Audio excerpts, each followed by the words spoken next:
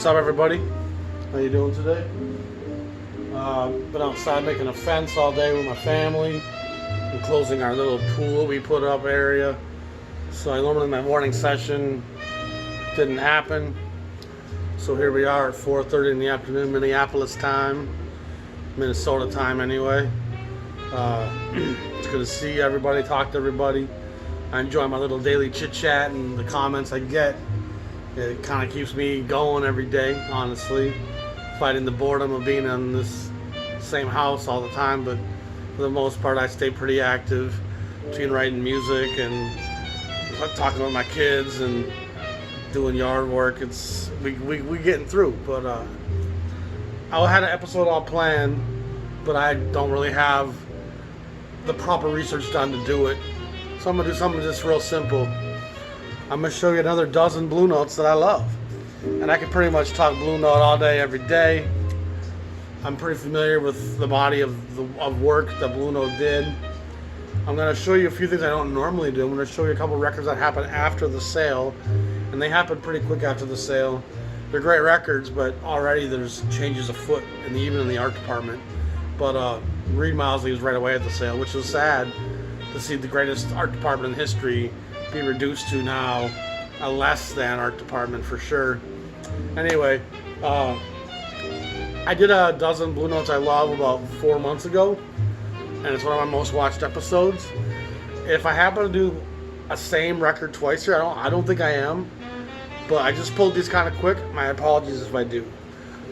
Someone will probably go and look now, but I'm pretty sure I didn't do any of these 12. So digging right in, we're gonna start with the magnificent Thad Jones, one of my favorite album covers of all time.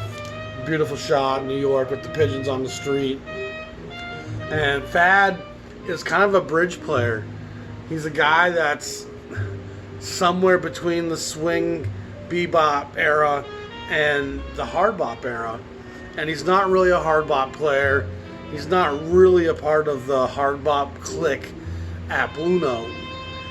And he is a beautiful throwback to the players like Charlie Shavers and Sweets Edison, but he's also capable of playing with a great fire and veracity.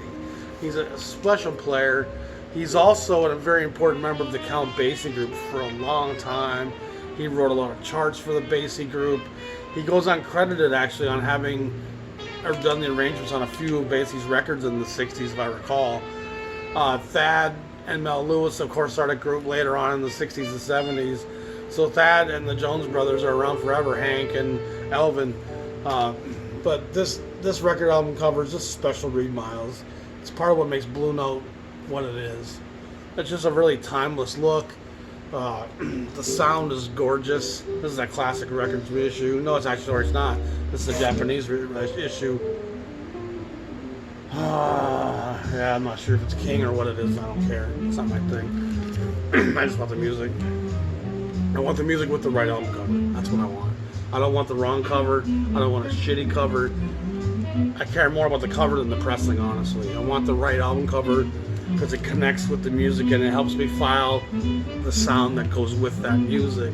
It's about creating a feeling and a vibe.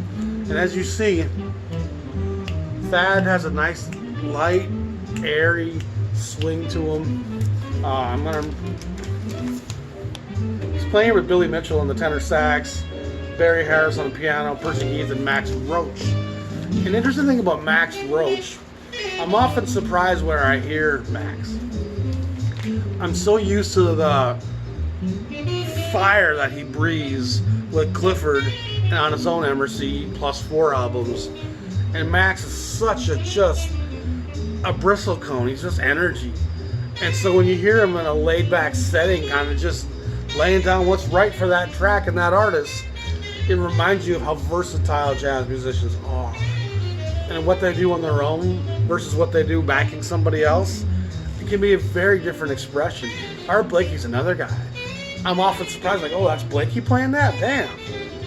That's under control, mellow, and perfect. And Blakey can be such a tornado. I love Thad Jones. He's really an underrated guy by today's collector standards. And today's collectors don't always have the greatest insight. I'm going to do these chronologically. This first one was like 1524, 1527.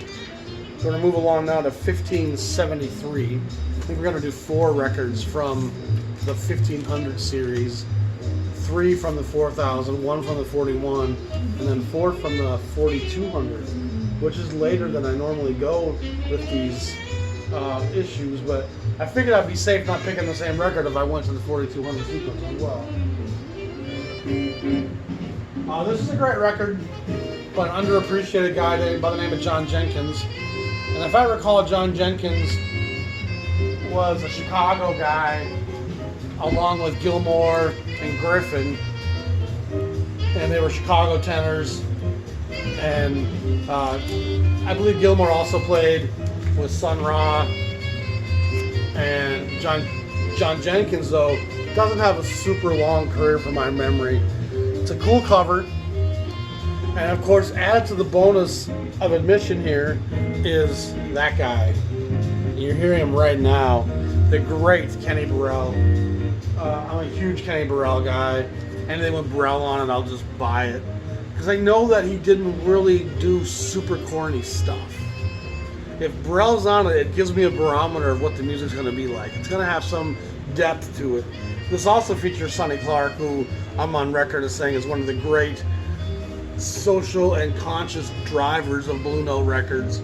Paul Chambers and Danny Richmond, who plays with Mingus and has that great record on Impulse with the soup can cover.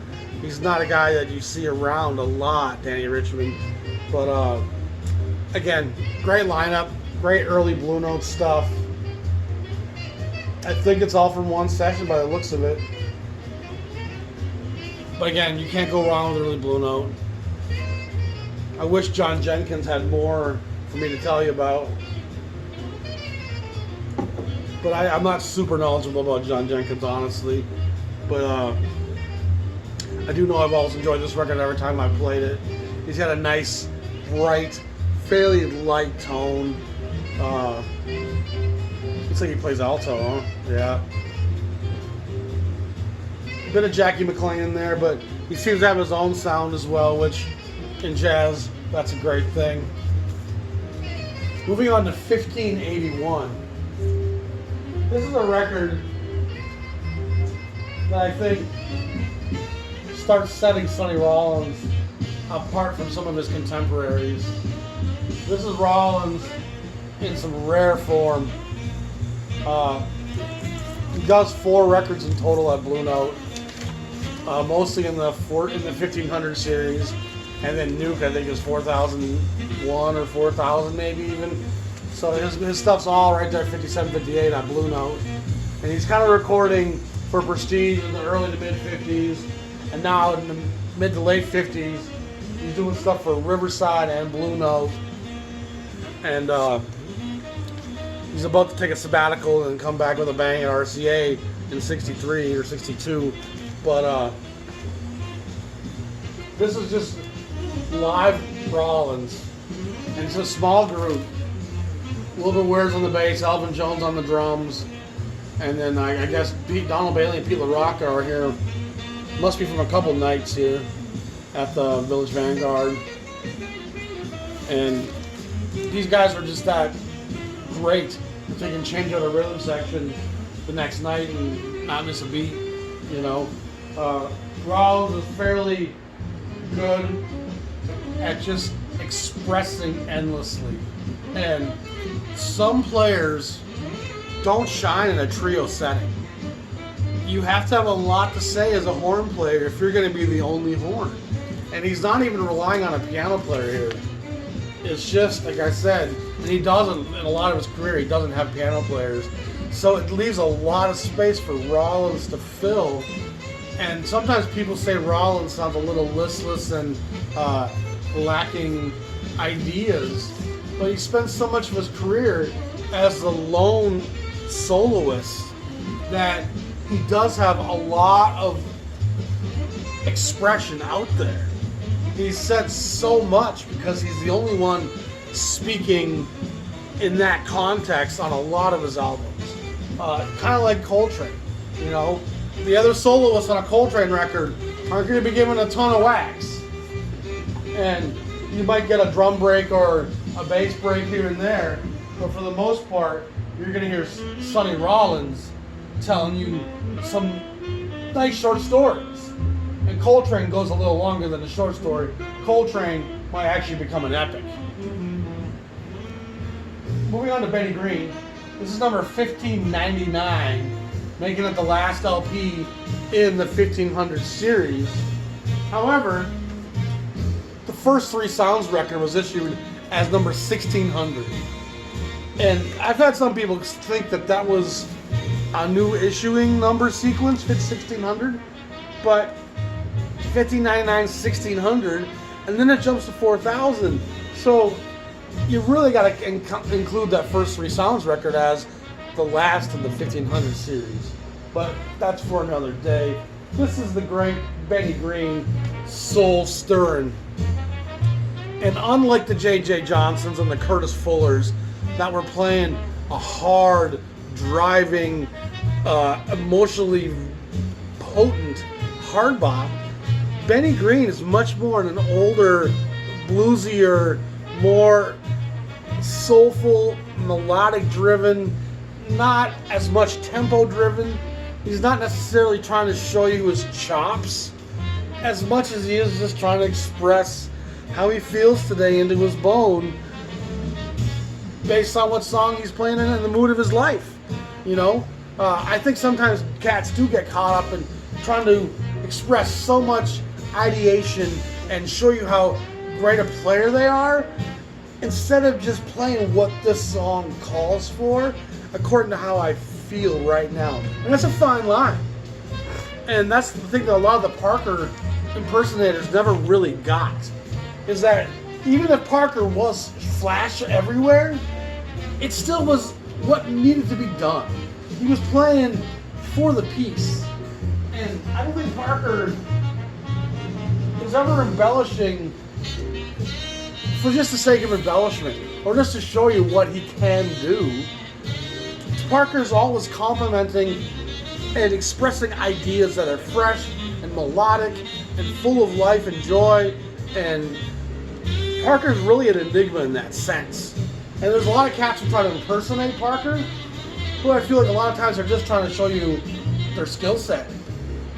And maybe sometimes what should be doing is thinking about the material you're playing and the musicians you're playing with and trying to connect with them. And that's a different vibe.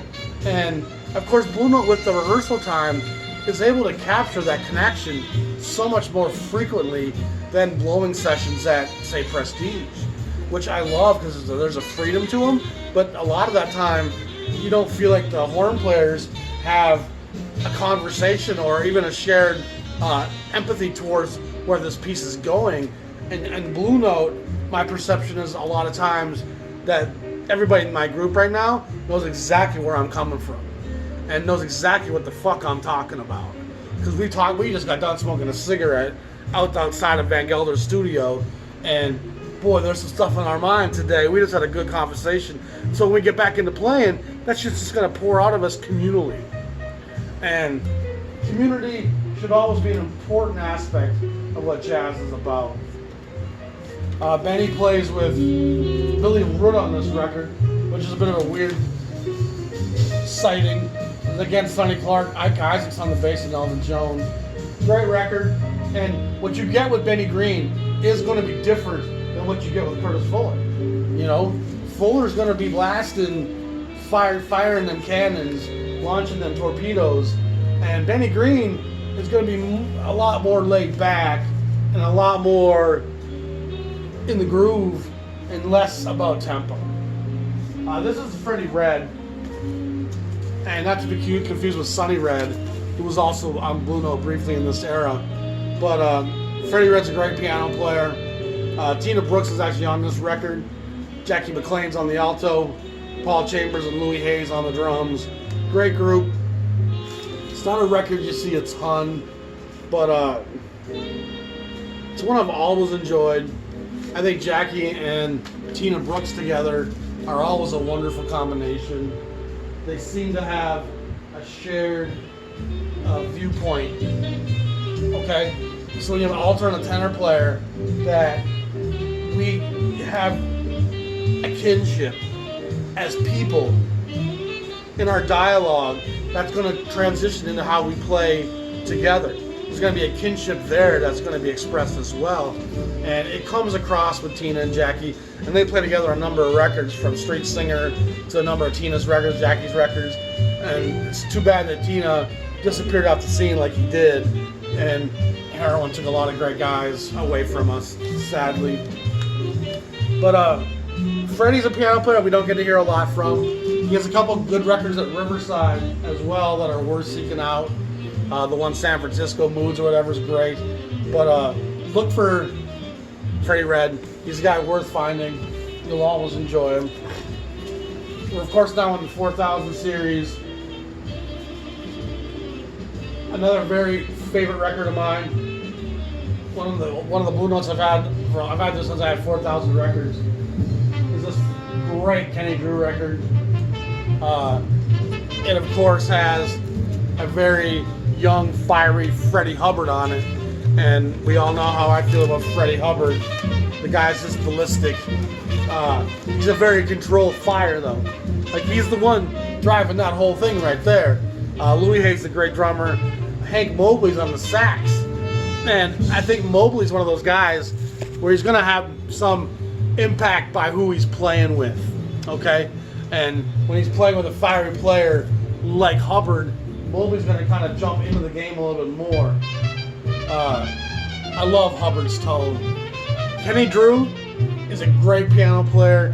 He makes some kind of more commercial records for Riverside before the 200 series launches. We're talking in 55, 54, and then when the 200 series launches at Riverside, he makes a couple of great records there as well that are more in the modern jazz idiom.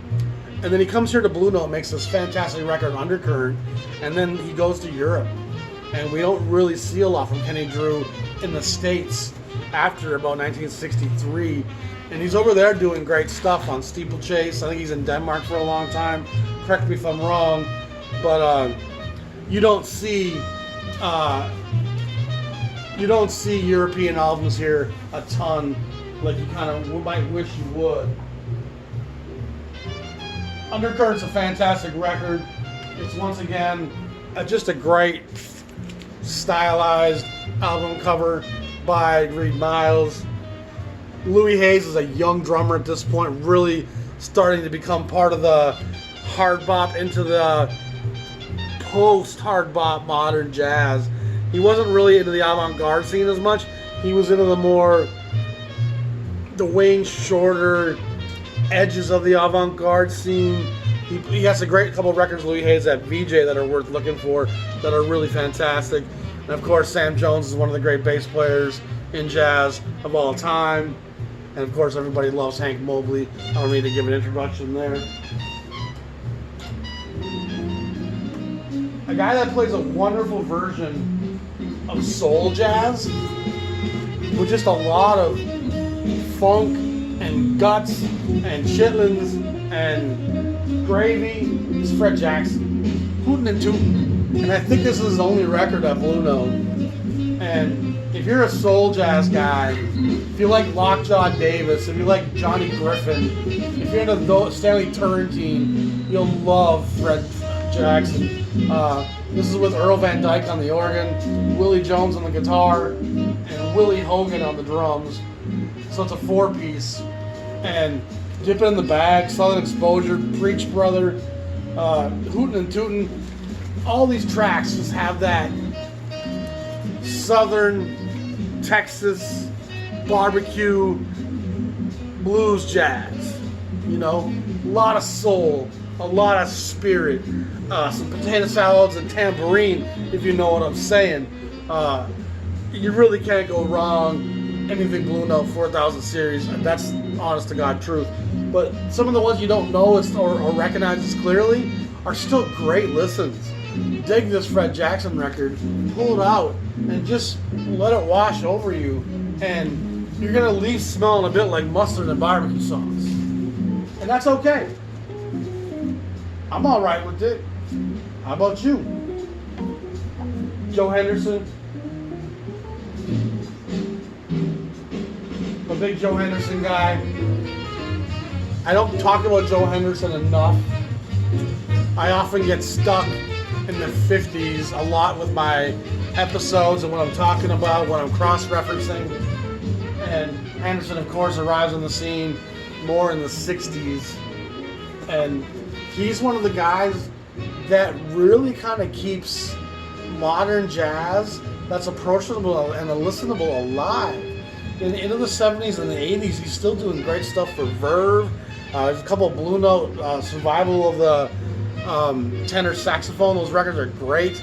He doesn't dabble too much in the avant-garde or too much into the free thing. He definitely kind of just keeps it in his lane. Andrew Hill plays piano on this, and Andrew Hill and Joe Henderson are kind of really perfect together because they both do that same thing. They're like a Wayne Shorter, where they're not going to dive too far into the avant-garde, but they're going to give you edges. They're going to give you some slants and some curves and some shades in between color, and it's going to do some twists and go some places that you did not think it would, but it's not going to go too far out. So Shorter, Henderson, Andrew Hill, those are all players that are very modern without going way past the boundaries. Kenny Dorham's on this, and Dorham has a long off and on relationship with Blue Note, and there's Dorham right there.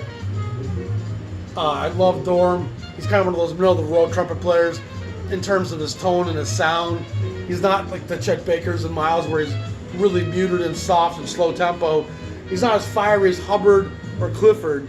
He's kind of in that mid-range, probably not quite as fiery as Morgan and Bird even, but he's very melodic, very clean with his tone and his embouchure. He's not going to misplay notes. He's going to find that tonal center and give you a nice melodic, rhythmic, flowing solo. And I always love players that are thinking and feeling at the same time. Don't think too much, because I can tell. And if you feel too much, I'm not sure you can feel too much. Feeling is what it's all about in jazz. You're expressing what you feel. And Dorham, to me, is just a guy that always has enough thinking in there to make it interesting and enough ability to complete his ideas. But there's also so much feeling, too, that's still telling you a story and narrating an emoting experience. So that's a great record. And Henderson, to me, is one of the great tenors of the 60s forward, and probably doesn't get quite as much credit as he deserves. This is a later Horace Silver record, and I love Horace Silver from the moment you hear him in 54 with Blakey, pretty much all the way into what he does in the mid to late 60s with Blue Note. He's at Blue Note pretty much his entire career from what I know, even into the 70s when he's growing his hair out long and his look changes pretty dramatically. But he's got some great album covers. He does utilize outdoor scenes a lot, which someone mentioned that to me recently, and he's right. These aren't the standard Frank Wolf inside playing photographs. Horace Silver's on a park bench. Horace Silver's in front of the hotel with the flags. Horace Silver's Song for My Father with his dad. Horace Silver here is in the jungle. So it's an interesting thought. I never really thought of it before, but he seems to have his own photographic ideas. Whether or not Frank Wolf is still doing the photos, I would think that he is. It says cover photos actually by Reed Miles, so I guess Frank Wolf didn't do all of. Anyway, Woody Shaw's on this. Partly why I pulled it. Woody Shaw is one of the great trumpet players that I'm just getting to know better.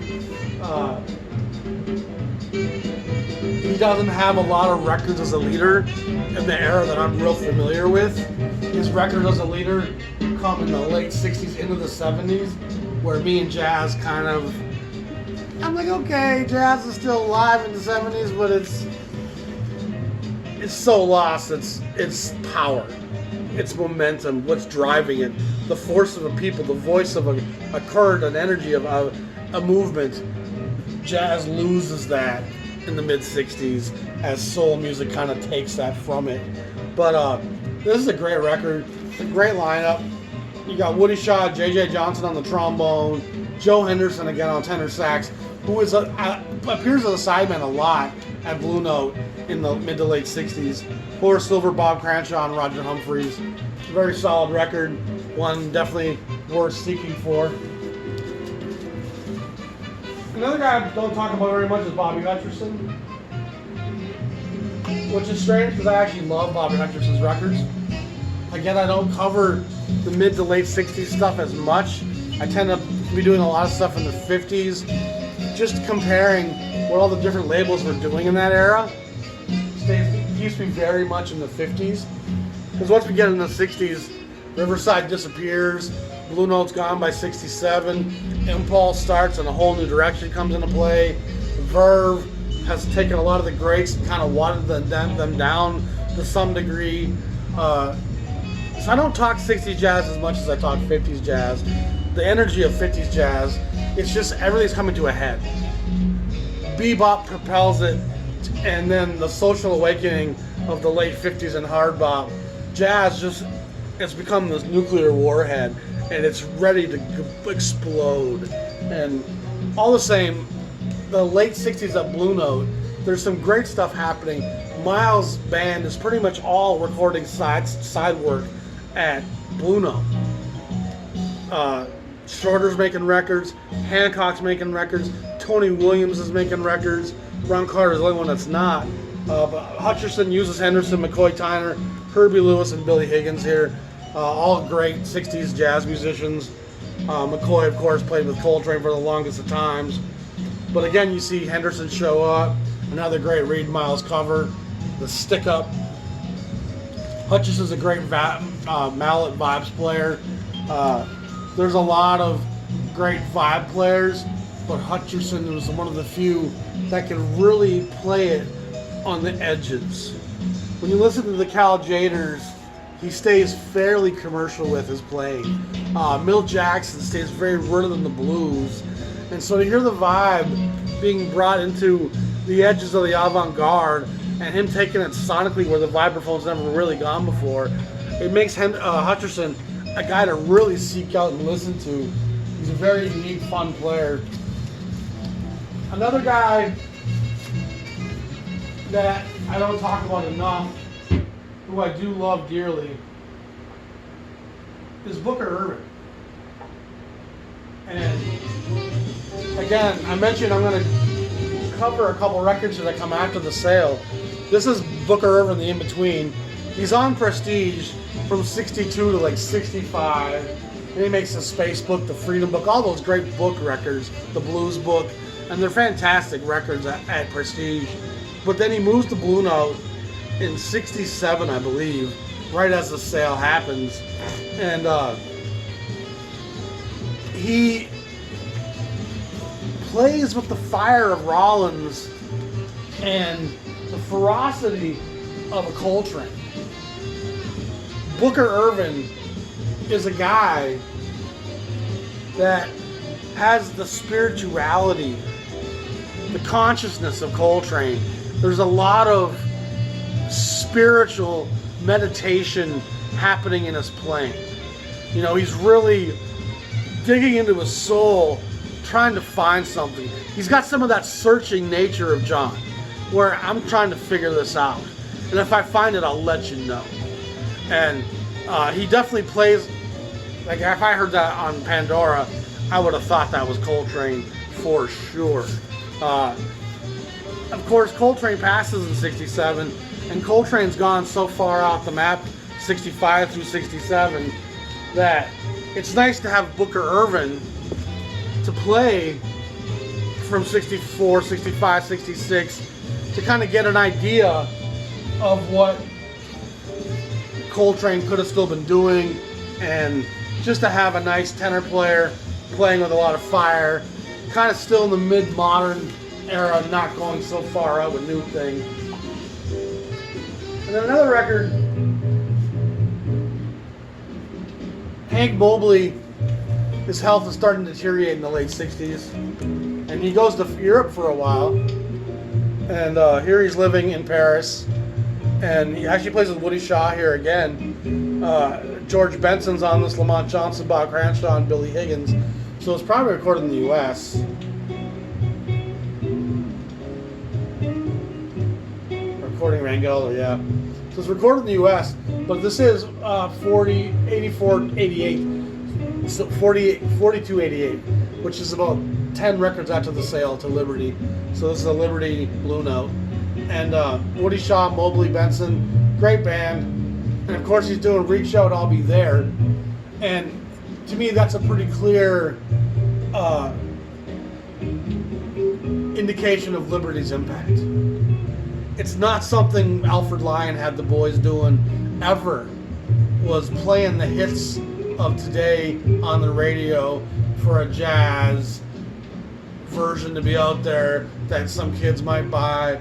It's a bit of a commercial reach, but it's still beautiful. You know, the guitar on here is fantastic by George Benson. Benson still hasn't really come into his own yet. He's a young guy. This is probably 1967 or 8. Doesn't say. But again, I wanted to show you a couple later post-sale Blue Notes that I like a lot. Again, as much as I like this, it's not something you hear Alfred Blue Note do. Doing the Four Tops, you show me a place during Alfred's time at Blue Note 55 to 65 where they're doing covers of pop songs trying to get a hit.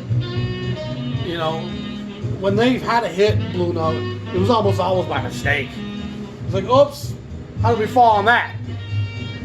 So, I'm going to leave it at that today. 12 Blue Notes I love a lot.